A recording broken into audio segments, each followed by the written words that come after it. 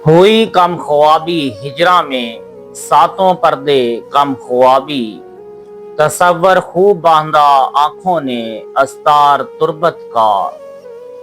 इस शेर में इमाम इश्क व मोहब्बत हजरत रजा बरेलवी रहमतुल्लाह ताला अलैह इश्क रसूल की आला मंजिल पर पहुंचकर अपने प्यारे आका मौला सल्लल्लाहु अलैहि वसल्लम के फिराक व हिजर की बेचैनी और तड़प का जिक्र फरमा रहे हैं।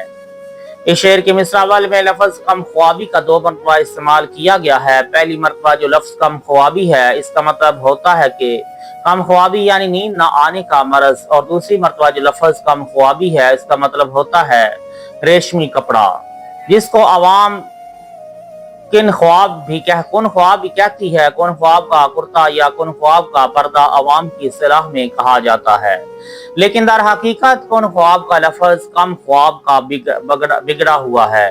सही लफ्ज कम ख्वाब है। कम ख्वाब का कपड़ा रेशम और सोने के तारों की आमेज़श से बनाया जाता है, और इस कपड़े का एक दूसरा नाम ज़रबफ्त भी है। ज़रबफ्त के कपड़े का ज्यादातर इस्तेमाल बादशाहों के महल और अमीरों के ऐवानों के पर्दे में होता है। ज़रबफ्त यानी कि कम ख्वाब का कपड़ा एक निराली शान और शौकत का हामिल होता है।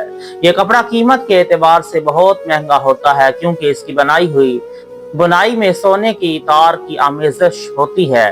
कम ख्वाब का कपड़ा दिन को आफताब की रोशनी की वजह से और रात को चिराग की वजह से जगमगा उठता है, और वो हर एक की नजर को अपनी तरफ मतवज्जा करता है। कम ख्वाब का कपड़ा साहिब खाना की जाहो जलाल का मजर होता है। कम ख्वाब के कपड़े का इस्तेमाल मुफलिस लहार या मुतवस्सित माली हैसियत रखने वाले के लिए मुश्किल है। हजरत रजा बरेली रहमतुल्लाह ताला अलैह के शेर की मिसरा अव्वल में दोनों लफ्ज कम ख्वाब इसम है, लेकिन दोनों के माना अलग अलग हैं, लिहाजा ये शेर सनअत तदनीस कामल का मुमासिल का है। पहले हम शेर के लघवी और ज़ाहिरी माना देखें। शेर का ज़ाहिरी माना यह है कि हिजरा और जुदाई में नींद न आने का मरज लाहक हो गया उस महबूब के फिराक में जो कम ख्वाब के कपड़े के पर्दों में अपने आप को खूब छिपाए हुए है।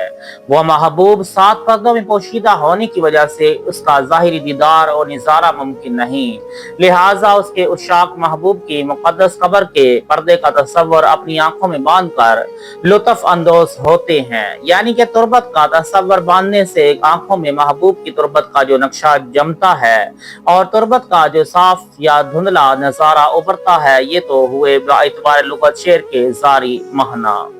हज़रत रज़ा बरेलवी रहमतुल्लाह ताला अलैह ने शेर में हिजर फिराक सल्लल्लाहु अलैहि वसल्लम में अपने जज्बात दिल सोख्ता का इजहार फरमाया है। अब शेर की मफ़हूम की गहराई में गोता जन होने से पहले शेर में सातों पर्दे जुमला की वजाहत कर लें। सातों पर्दे छुपना ये उर्दू ज़बान का मुहावरा है। इस मुहावरे का इस्तेमाल उस वक्त किया जाता है कि जब कोई ज़ात अपने आप को खूब पर्दे में छिपाने लगे, या उस औरत पर बतौर तंज इस मुहावरे का इस्तेमाल होता है जो यकायक साहिब सरवत होने की वजह से खूब पर्दा करने लगे। लेकिन यहाँ ये माना मुराद नहीं, बल्कि कोई ज़ात अपने आप को छिपाने के लिए खूब पर्दा करे, ये मुराद है। हजूर अक़दस सल्लल्लाहु अलैहि वसल्लम की ज़ात गिरामी हम गुनाहगारों पर अजीम रहमत है कि आप नूर होने के बावजूद हम में बसूरत बशरी तशरीफ लाए। हजूर अक़दस सल्लल्लाहु अलैहि वसल्लम अल्लाह के नूर से पैदा हुए हैं, जैसा कि हदीस हज़रत जाबिर में है कि हजूर ने इरशाद फरमाया, ऐ जाबिर, अल्लाह ताला ने तमाम अशिया में से पहले तेरे नबी के नूर को अपने नूर से पैदा फरमाया।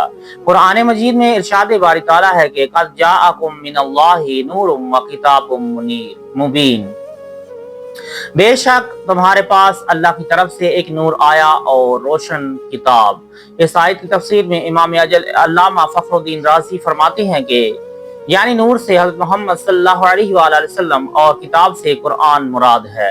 हजूर अक़दस सल्लल्लाहु अलैहि वसल्लम की ज़ात मुक़द्दस की असलियत नूर है। हकीकत नूर मोहम्मदिया को अल्लाह ताला के सिवा किसी ने नहीं पहचाना।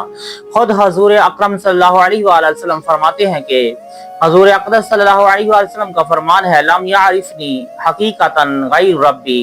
हजूर अक़दस सल्लल्लाहु अलैहि वसल्लम की ज़ात ग्रामी नूर थी। आपने अपनी नूरी ज़ात पर बशरियत के पर्दे डाल रखे थे और अपनी हकीकत नूरिया को बकौले हज़रत रज़ा बरेली सातों पर्दे में छुपा रखा था। खुद सरकार दो आलम सल्लल्लाहु अलैहि वसल्लम फरमाते हैं, अय्युकुम मिस्ली, यानी तुम में से कौन है जो मेरी मिसल हो। حضور اقدس صلی اللہ علیہ وآلہ وسلم عالم شہادت و دنیا میں نوح انسانی کے بھلائی کے لیے اگرچہ لباس بشریت میں تشریف لائے، اس کے باوجود بھی آپ کی مبارک بشریت نور سے مغلوب ہی رہی۔ یہی وجہ ہے کہ آپ کے جسم اقدس کا سایہ نہ تھا۔ آپ کے جسم اقدس سے خارج ہونے والا پسینہ بول و براز بھی دنیا کی سب سے بہترین خوشبو ہوتی تھی۔ آپ کا جسم اقدس کائنات کی ہر شے سے بڑھ کر لطیف تھا۔ ایک مقام پر آپ نے جسام انبیاء کے بارے میں ارشاد فرمایا ہے کہ یعنی ہمارے جسام اہل جنت کی مانند پیدا کیے گئے ہیں۔ حضرت رضا بریلوی رحمۃ اللہ تعالیٰ اس کی طرف اشارہ فرما رہے ہیں کہ پیارے آقا مولا صلی اللہ علیہ وآلہ وسلم کی ذات گرامی نوری تھی۔ اس ذات گرامی کی حقیقت نور ہے اور اس حسین و جمیل ذات نے اپنے آپ کو چھپانے کے لیے لطیف جسم پر بشری پردہ ڈال رکھا ہے، بلکہ 7 پردوں میں چھپا رکھا ہے۔ ظاہری حیات میں جب آپ نے اپنی نورانی ذات کو بشریت کے پردے میں چھپا رکھا تھا، اب دنیا سے ظاہری طور پر پردہ کرنے کے بعد 7 پردوں میں اور اضافہ ہو گیا۔ اب نظروں سے اوجھل ہو گئے، وہ تو ضرور ہم کو ملاحظہ فرما رہے ہیں، لیکن ہماری قاصر نظریں ان کے ظاہری دیدار سے محروم ہیں، اور اسی محرومی کے احساس سے رفیق غار خلیفۃ المسلمین امیر المؤمنین حضرت صدیق اکبر اور دیگر صحابہ کرام رضی اللہ تعالی عنہم اجمعین کی راتوں کی نیند اور دن کا چین چھین لیا تھا۔ فراق و ہجر یار میں ایسے تڑپتے تھے کہ جیسے ماہی بے آب ہو۔ صحابہ کرام نے تو اپنے ماتھے کی آنکھوں سے حالت بیداری میں ظاہری حیات میں اس یعنی جانا صلی اللہ علیہ وآلہ وسلم کا نظارہ کیا تھا، لہٰذا ان پر تو فراق و ہجر بہت ہی شاق گزرے۔ یہ فطری اور طبعی بات ہے، لیکن 1000 سال کے بعد بھی ایسے عاشق پیدا ہوئے ہیں جو اپنے محبوب آقا کے ہجر و فراق میں تڑپتے ہیں اور پوری رات ان کے تصور میں بیدار رہتے ہیں۔ نیند ان کی آنکھوں سے میلوں دور ہو جاتی ہے اور وہ کم خوابی کے عالم میں، کم خواب کے 7 پردوں میں محجوب اپنے آقا کے ہجر و فراق میں بے چین و بے قرار رہتے ہیں۔ حضرت رضا بریلوی رحمۃ اللہ تعالی علیہ فرماتے ہیں کہ حسن بے پردہ کے پردے نے مٹا رکھا ہے، ڈھونڈنے جائیں کہاں جلوہ ہر جائی دوست۔ تمہاری یاد میں گزری تھی جاگتے شب بھر، چلی نسیم ہوئے بند دید ہائے فلک، یاد میں جس کی نہیں ہوش تن و جاں ہم کو، پھر دکھا دے وہ رخ اے مہر فروزاں ہم کو۔ اٹھا دو پردہ دکھا دو چہرہ کہ نور باری حجاب میں ہے، زمانہ تاریک ہو رہا ہے کہ مہر کب سے نقاب میں ہے۔ مصرع ثانی میں حضرت رضا بریلوی نے فرمایا ہے کہ تصور خوب باندھا آنکھوں نے استار تربت کا۔ اس مصرع میں حضرت رضا بریلوی ایک عاشق کی ذہنی و قلبی حالت کی عکاسی فرما رہے ہیں۔ جب ایک عاشق بظاہر اپنے محبوب کے وصال سے محروم ہو جاتا ہے تو وہ تصور میں وصل محبوب سے لطف اندوز ہونے کی راہ اختیار کرتا ہے، بلکہ راہ خود بخود رونما ہو جاتی ہے۔ ہجر و فراق کی سنگین گھڑیاں اس کے لیے ناقابل برداشت ہوتی ہیں۔ ہجر و فراق کے تعب کے ازالہ کے لیے اس کے پاس کوئی راہ نہیں ہوتی بجز اس کے کہ وہ ہمہ وقت یاد محبوب میں محور ہے۔ ایک عاشق صادق کے لیے اپنے محبوب کے خیال میں کھو جانے سے بڑھ کر کوئی چیز فرحت بخش اور راحت افزا نہیں ہوتی۔